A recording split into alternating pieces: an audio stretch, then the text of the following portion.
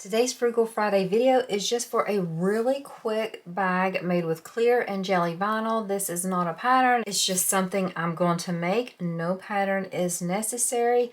Since I'm just creating it kind of on the fly, I will be able to give the measurements for it, but there's no pattern to download or nothing like that. If you watched my last Frugal Friday video, you will know that I use clear vinyl and jelly vinyl in that video too. I had mentioned that I had a little bit left of this print and I did want to use it up. Whenever I buy a roll of clear vinyl, I do like to try to use all of it. So what I thought would be fun to make is a little carry bag for my great nephew so that he could carry crayons, paper, coloring books, things like that. And I felt like this would just be a cute way to keep everything organized. So I have one piece of jelly, one piece of clear, one number 5 zipper tape. I have a piece of webbing, 2 decorative strips with jelly vinyl, and then I have some binding. I cut this binding at 1.5 inches wide. It is a cotton woven. My zipper tape was one that I had. This is one of those by Annie zippers I've had for years because he won't care if the zipper teeth aren't the metal looking finish. He won't care about that. So it does have 2 pulls on it just because that's the way it came. These 2 jelly decorative strips are going to be what's on both sides of the zipper, and so they are cut 1 inch wide for the length of this clear vinyl. So the clear vinyl is 19 inches, so these 2 pieces are 1 by 19 inches. The webbing is just some webbing I had on hand. I did not cut it. This is all the webbing I had left for this piece. Honestly, I would have preferred if it was bigger, but I'm working with what I got. So this piece is 17 inches, so I will make that work. So it's just 1 inch by 17 inches. The clear vinyl is from a 12-inch roll, so of course it's 12 inches high. For width, I just cut it for 19 inches, but you could cut it however big you want. This is a little bit on the large side, so if you wanted it to be a little bit smaller, you could definitely go 14, 12, whatever you wanted on that. I cut the jelly just a little bit taller than that because I know I'm going to be adding the zipper in here and I just wanted to count for that addition. You can see that I used a marker to draw a line across this piece of clear vinyl. I made this line 3 inches from the top. I made this line because I'll eventually cut on it, but I didn't want to cut it first because I thought it would be helpful if I sewed those decorative pieces on while it was still attached. So what I'm going to do is I'm going to use a little bit of glue. You could definitely use double-sided tape. And I am just going to glue these 2 decorative pieces on, and they're going to butt up against each other and just be centered on that line that I drew. So I'll go off camera and I'll use my glue just to kind of glue them down. I'll use my Beacon 3-in-1 glue that I use in all my videos. And I'm just going to add a little bit of glue to hold these in place. Then I will come back and then we'll sew the top of this piece but the bottom of this piece just to anchor it in place. After I have those stitches made, that's when I will cut down the middle to separate these and then add the zipper. This pouch is not going to take me any time to make. The longest part will be the binding. If you don't want to do binding, you don't have to. After we have the zipper and the handle on, you could simply place the jelly and the clear vinyl right sides together, sew all around, and birth it that way. It would be no problem. I just like the way binding looks, so I want that extra look of the binding. But just know if you're feeling in a rush or in a hurry or don't feel like filling with the binding, you don't have to do that. So let me go off camera and get this glued down, and then we'll come back and start sewing up this cute pouch. So I went off camera and glued these down. I didn't use a lot of glue, just a little bit, and just to show you, they're just butting up against each other. I don't know if you can see that or not, but there is the separation between the 2, and that is where I will cut these 2 pieces in half. But first I'm going to sew on this edge, then again down on this edge. I'm going to sew just 1/8 of an inch away.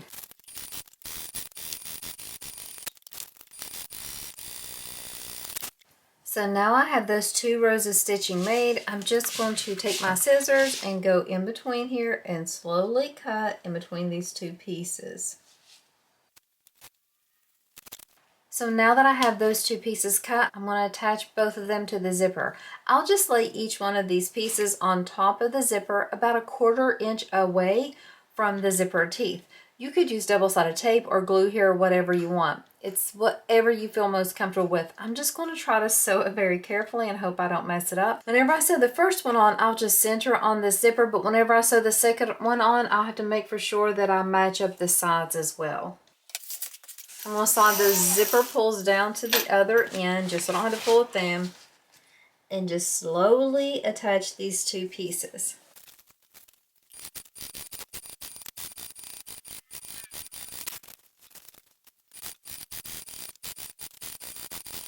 Here's how this looks. I'm going to move my zipper pulls into the middle. And I'm going to go off camera and trim up the extra zipper tape and trim up my threads. Then we will have to attach the handle to the back of the jelly piece. This is the exterior side of my jelly. So this is going to be the back of this bag.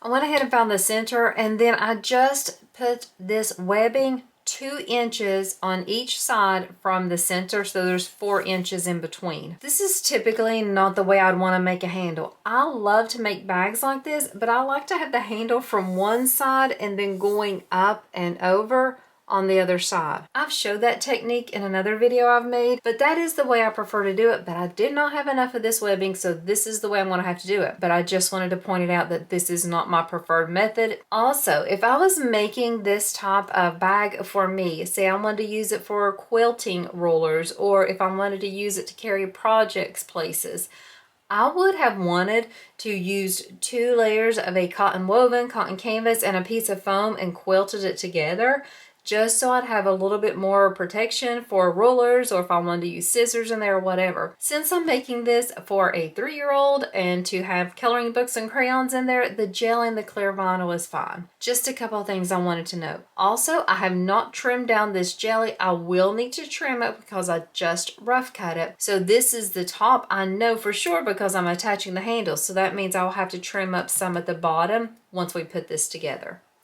So let's just baste these handles into place, and then we will attach the front to the back. So if you are someone who hates binding, you could simply put these right sides together, sew all the way around, and then just birth it through this opening and you would be done. But I love to have binding on a bag. I actually really enjoy sewing it, and I love the way it looks. So for me, I'll flip this over, and I'll attach it like this. So I am attaching mine, technically the lining sides together instead of the exterior sides together. I'm going to add just a few clips to hold this in place. You can easily see that overhang at the bottom, but I'll trim it up after I've sewed it together.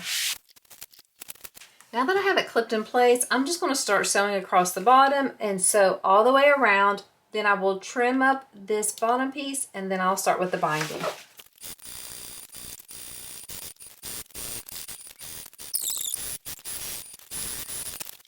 Go ahead and trim up any overhang you have at the bottom if you have any. If you don't want to waste any of your jelly vinyl, you could wait until you get this clear vinyl part sewn and then take it and put it on the piece of jelly and cut it out exactly to the right measurements. So this is what I have at this point. Let's go ahead and grab out my binding. I typically always sew my binding on as a single fold of binding. So that means I sew it on with it completely opened, right sides together. But there's a couple ways you can do it. You could fold this binding to make a piece of double fold tape, and then you could just slip it on, because this is a kind of stiff surface, so it would be no problem at all to do it that way. Or you could even just fold this wrong sides together in half and then sew it on this way and then flip it around. Several options for whatever you want to do. It's just your preference on that. I'm going to fold the raw edge under, and then I'm going to start sewing this. I'm going to sew with I think a 1/4 inch seam allowance. So I'm just going to keep this edge flush when I'm starting on the straight edge. I will show you how we're going to miter the corners when we get there. I have shown that technique in other videos, but just in case you haven't seen it, I'll show it again. So you can see I'm just keeping this raw edge of the binding in line with the raw edge of the bag. To miter the corner, I'm going to get about 3/8 to 1/4 of an inch away from this edge of the corner. Some people do a technique, let me show you with my chopstick here. So what I do is I just break my stitches, but some people actually sew in a diagonal down to this point. It's whichever way you like to do it, but what I do is I just get that 3/8 to 1/4 of an inch away, back stitch, break my stitches. Then I pick up this binding and I pull it to where I'm looking at the right side. I'm then making a straight edge here, a diagonal here, and I'm going to try to have it match exactly with the corner at the bottom. Once I do that, I kind of smooth it down, hold it with my fingers, and then I flip this binding back on top of itself so it's going back in the right direction again. It is right sides together with the rest of the bag. Just going to put a clip there to hold it in place. I turn it and then I start sewing again, and then I will continue to do that for the other corners as well.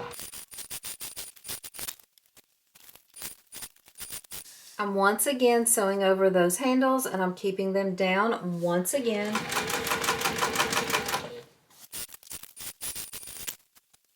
I can see that the binding is a little bit too short on this piece. The strips I cut out were actually 2 strips. So the way I do that is I will have one piece right sides up, the other piece will go right sides down, and I will have them perpendicular. And then I will just sew diagonally across these 2 pieces. So let me add a clip there. And so this is what it looks like, and I'm just going to sew down here, trim off the edge, and then it'll be able to be attached. And this just kind of helps reduce some bulk in there.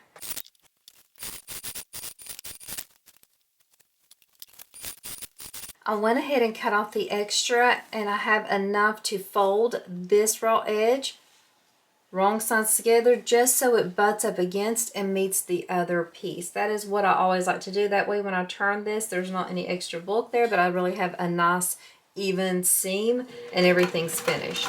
So just go across that, then back stitch. My seam for me joining the 2 pieces landed at the absolute worst place here in the corner. That probably will make that corner look a little wonky, but that's okay, nothing I can do about it. So go ahead and take out those clips. But what you do is you go to the wrong side. Let's start here at the top. And you start by pulling this all over, but you start with the top part first, and you're just going to wrap it to where it folds down to meet that other seam. And I always do these straight edges first, and then I will do the corners at the very last. I have the binding all folded to the back side, so everything's folded and ready to sew. And I'm just going to sew all the way around with a 1/4 of an inch seam allowance to finish up this little pouch.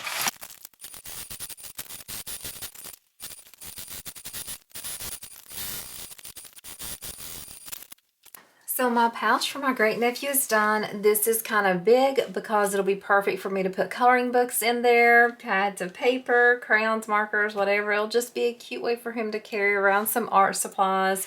Super quick and easy. No problems at all making this. There's lots of different ways you could do it. If you did not want to use the jelly, you could use binding strips here.